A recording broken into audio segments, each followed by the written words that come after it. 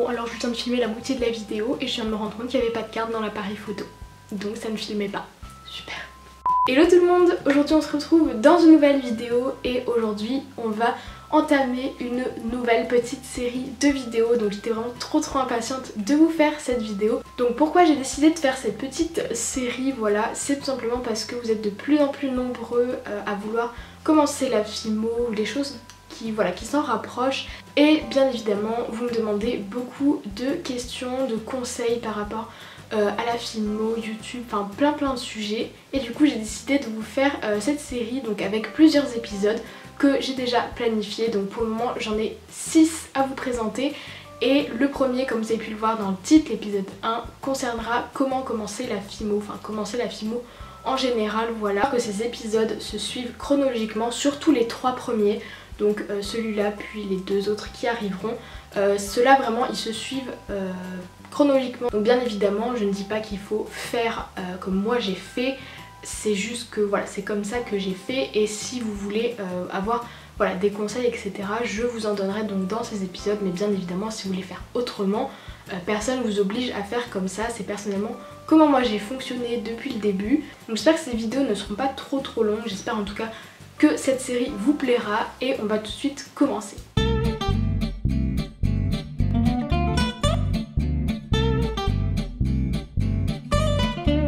Alors le premier point c'est les premiers essais. Alors là vous allez me dire mais what, c'est quoi les premiers essais, de quoi elle nous parle? Donc en gros qu'est-ce que j'entends parler par premiers essais?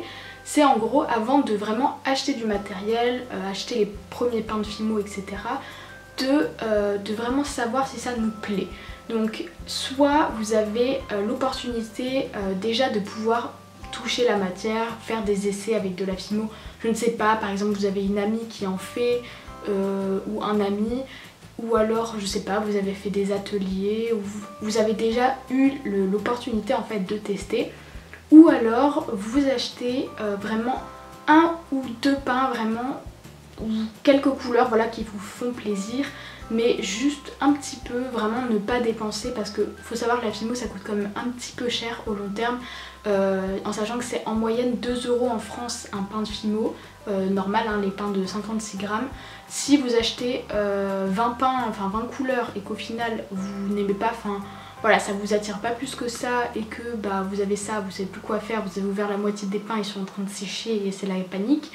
Donc voilà, le mieux c'est de tester, de faire des tests, voir si ça vous plaît vraiment, si vous y arrivez, même si au début hein, personne ne fait des merveilles, hein, ça je vous le dis tout de suite. Et voilà, il faut tester un petit peu et une fois qu'en fait vous êtes sûr que ça vous plaît vraiment, que vous voulez vraiment faire plein de choses et tout, là vous pouvez commencer à acheter du matériel.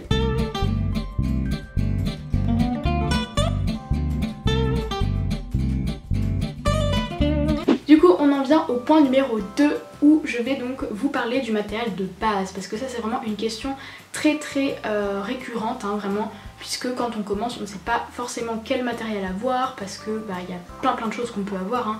Quand vous regardez des vidéos rangement atelier, d'ailleurs c'est la dernière vidéo que j'ai fait, si ça vous intéresse vous pouvez aller la voir, mais vous voyez que beaucoup de gens ont plein de matériel, des apprêts de partout, plein de pinceaux, de pinces, de machin et tout. Et du coup on est perdu, on se dit mais moi je sais pas quoi prendre, qu'est-ce qui est nécessaire, qu'est-ce qui n'est pas nécessaire, puisque tout le monde ne fait pas de la FIMO à un certain niveau, enfin une certaine quantité hein. Par exemple si vous ne comptez pas vendre de création, vous n'êtes pas obligé d'avoir plein d'apprêts et de pinces et de trucs et tout. Voilà, donc du coup le matériel de base, donc je vais vous dire dans ce point numéro 2, voilà. Qu'est-ce que pour moi est le matériel de base, avec quoi j'ai commencé vraiment quand j'ai acheté mes... combien j'avais acheté de pain au début? Je crois 8 ou 10 couleurs de pain. Donc je crois que j'avais du rouge, du bleu, du jaune, du vert, du chocolat, du noir et du blanc, peut-être avec de l'ocre aussi, je ne me souviens plus vraiment, mais vraiment des couleurs de base hein. Donc les outils avec lesquels j'ai commencé la FIMO sont vraiment très peu hein, et j'en ai pas beaucoup. Donc si je me souviens bien, donc tout d'abord j'avais un couteau comme ceci, donc c'est un couteau sans dents, enfin vous voyez il est lisse dessous, et c'est un couteau que j'ai trouvé dans ma cuisine hein, tout simple. Et du coup c'est hyper efficace hein, pour couper la pâte, faire des détails etc. Pas besoin au début d'avoir un scalpel, des lames, des outils de précision etc. Ça fait très bien l'affaire. Et du coup par contre n'oubliez pas que les outils que vous utilisez pour la Fimo, vous ne devez pas les utiliser pour autre chose. Par exemple le couteau, il ne faudra pas le réutiliser pour la cuisine.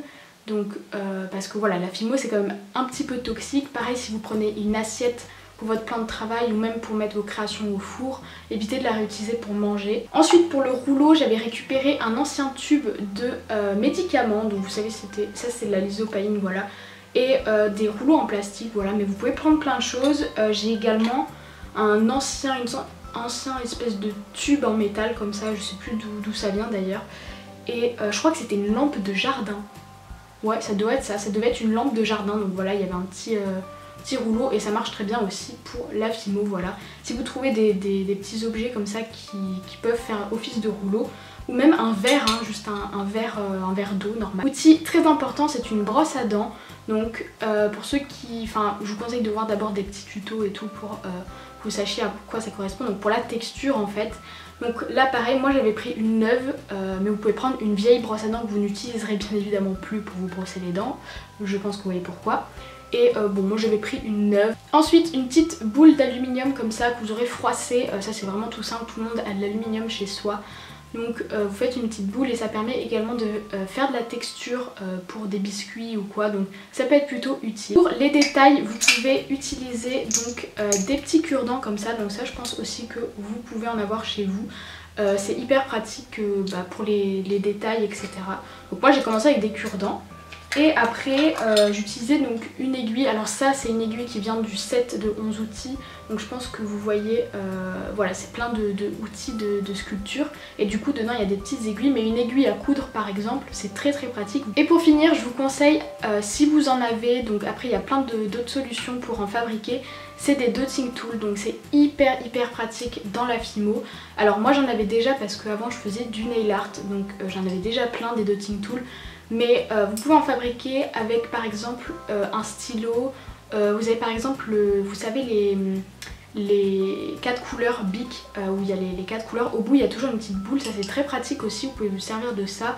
Ou simplement d'une épingle pour coudre, vous savez où il y a la petite boule en couleur au dessus. Ou voilà, il y a plein de possibilités, vous avez plein de vidéos sur YouTube où vous pouvez apprendre comment fabriquer vos propres dotting tools.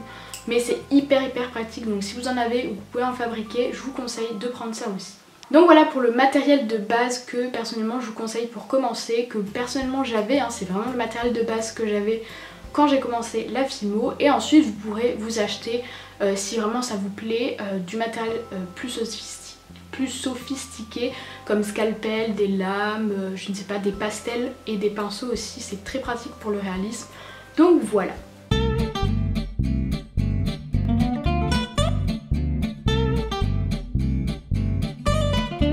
On va passer au point numéro 3 qui est l'apprentissage. Donc là ça va être beaucoup plus rapide je pense que le point numéro 2. Donc l'apprentissage tout simplement, comment apprendre à faire de la Fimo. Et là c'est vraiment pas compliqué, je pense que vous savez déjà à peu près. C'est tout simplement soit de regarder des tutos sur internet. Donc ça peut être pas forcément sur YouTube, hein, vous avez plein de sites internet aussi où vous avez soit par version vidéo, soit version image et détaillée en dessous à l'écrit. Donc je pense que vous en doutez, le plus simple et ce avec quoi j'ai commencé, c'est les tutoriels Fimo sur YouTube. Vous avez plein des milliers, voire peut-être des millions de vidéos qui parlent de ça et vous avez vraiment le choix, vous avez tous les styles, tout ce que vous voulez et vous avez plein de tutoriels pour débuter. Donc voilà, il suffit simplement de CD, de vidéos ou de sites, de blogs en fait qui en parlent. Et il y a également je pense des livres qui en parlent, j'ai pas vraiment regardé dans les magasins de loisirs créatifs ou dans les librairies, mais je suis sûre qu'il y a plein de livres où vous avez des tutos dedans. Et aussi vous pouvez assister par exemple à des ateliers ou des cours de Fimo en fait, même avant d'en acheter, ça revient au point numéro 1, si vous faites des ateliers avant de commencer à vous acheter votre propre matériel, ça vous permet de découvrir Donc bien évidemment il faut payer la séance de l'atelier, donc voilà c'est un petit investissement, mais ça peut être vraiment sympa puisqu'en même temps de tester la Fimo vous apprenez des techniques et voilà c'est hyper cool. Donc je vous conseille aussi des ateliers, personnellement j'en ai jamais fait puisque je trouve que les tutos YouTube bah, c'est gratuit et c'est quand même très bien, surtout si les vidéos sont bien faites et tout, vous apprenez déjà beaucoup de choses.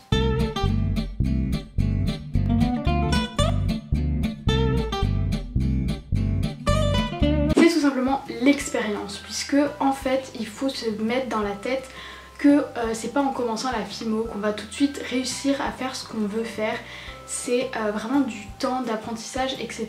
Il faut apprendre les techniques, les maîtriser et s'entraîner. C'est surtout ça le truc en fait. Il faut pas s'imaginer que le premier mois vous allez réussir à faire exactement la même chose que les autres. C'est faux, il faut vraiment s'entraîner.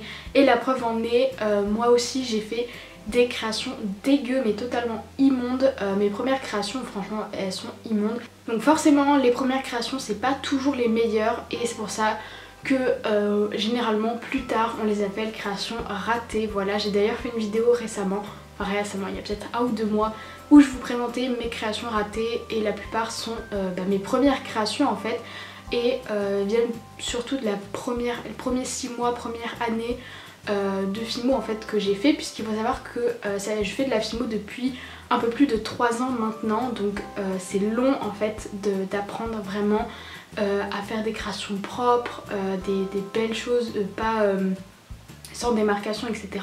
Et il faut aussi retenir que la perfection n'existe pas et qu'on fait tous des erreurs.